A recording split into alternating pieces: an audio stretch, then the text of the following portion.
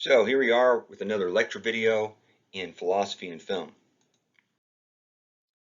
The topic of this lecture video is the problem of other minds, and this is part one, in which we'll look at the practical problem of other minds.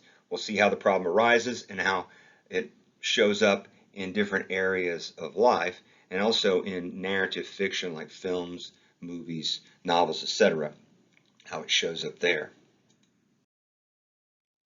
So our question that's motivating this entire course is, what am I?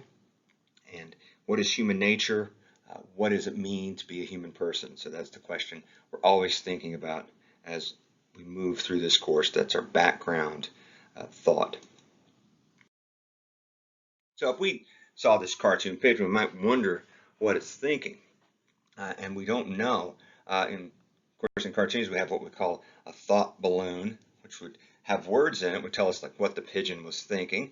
But typically, we don't know what other beings who have thoughts are thinking. We can only look at their behavior and try to decide what they're thinking based on that. So we have no idea what this pigeon is thinking, if anything. So the problem of other minds starts with the question, how do I know what others are thinking? And like in the film Frankenstein, this version of the monster, he doesn't speak, but we can look at his behavior, his facial expressions, his body language, the things that he does, and try to infer what he's thinking based on that. We're assuming he has a mind, and so we try to, okay, what is he thinking based on what he's doing? So that's where the problem of other minds is showing up there in this work of fiction. So the problem of other minds we're going to look at in this lecture is the practical problem. And that's the fact that I cannot know with certainty what others are thinking. I can know to a great degree, but I can't know with certainty. Why is that? Well, you have direct access only to your own mind, your own thoughts, feelings, etc. You know exactly what you're thinking, feeling, for the most part. Sometimes you may not be quite sure, but you certainly feel these things and think these things yourself. But our access to the minds of others is indirect. And we can't read their minds, we can't feel their feelings or feel their thoughts. We can see what they're doing, we can see how they're acting, how they're behaving, and what they're saying, but we can't directly access their minds. So when we say, well, how do I solve this problem? How do I know what others are thinking? Well, we infer what others are thinking based on their observed behavior. We look at what they say, what they do. Are they smiling? Are they laughing? Are they crying? What are they saying? You may say, how are you feeling? And they say, well, I feel pretty good, or I feel pretty bad, or something like that. Of course, people could be lying, they could be deceptive, but we think maybe for the most part, maybe they're telling us the truth when they tell us how they're feeling or what they're thinking. So one area where the practical problem of other minds arises is in human relationships, especially in romantic relationships, we might say. But here you see two people, and if you saw these people at a bar, you'd probably infer from looking at them that they're in some kind of relationship because of how closely they're sitting together. But then, judging by their body language, you might think they're not too happy with one another. They're not making eye contact. They have sort of frowns on their faces. And so we're inferring what they're thinking based on their behavior, that something's not right here. Now, when you're in a romantic relationship, especially when it's a brand new one, you might think, oh, why didn't they text me? So you're trying to figure out what they're thinking. Oh, what did they mean by that? Or why did they say that? Or why did they look at me that way? And it becomes very fraught, if you will, that you really need to figure out what this other person is thinking about you in particular. So this painting by Magritte might show us the problem of other minds here, displayed kind of starkly here, like other people are sort of closed off to us, and we want to get close to them, but we're trying to figure out what they're thinking and what they're feeling. Another area where the practical problem arises is in playing poker and other kinds of games like that, where we can bluff, we can pretend we have better or worse cards than we do, and to try to influence the behavior of other players, get them to fold or bet or raise or whatever, because they don't have direct access to our minds. They don't know what we're thinking. Now, some players have a tell, and maybe if you play with them long enough, you can detect that and say, well, whenever so-and-so has a good hand, he taps his foot or something, and you could see that and go, wow, that looks like something that would tell me that he has a good hand. He's unconsciously doing that. But good players won't have a tell, or if they do, they're very subtle and you won't be able to pick up on them.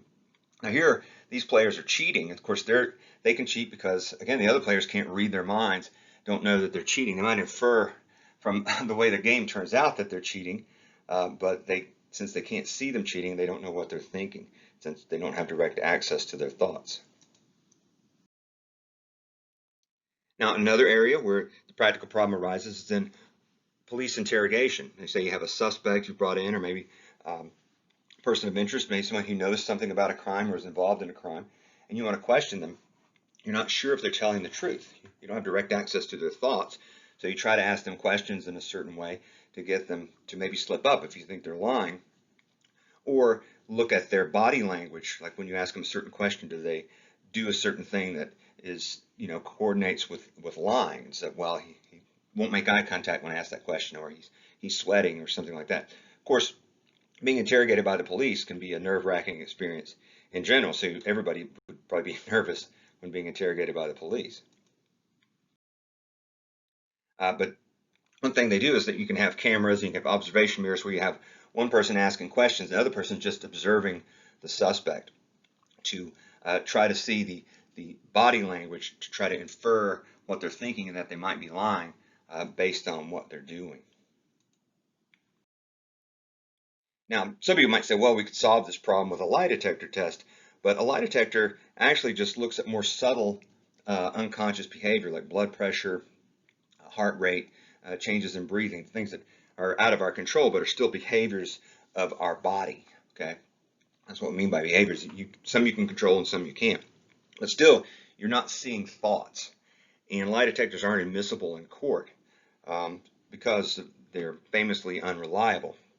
And so they are useful as an interrogation tool. If you think someone's lying, you can give them a lie detector test and say, hey, you failed the test, that means you're lying, you better tell us the truth, and try to use it as a way to get them to confess to something.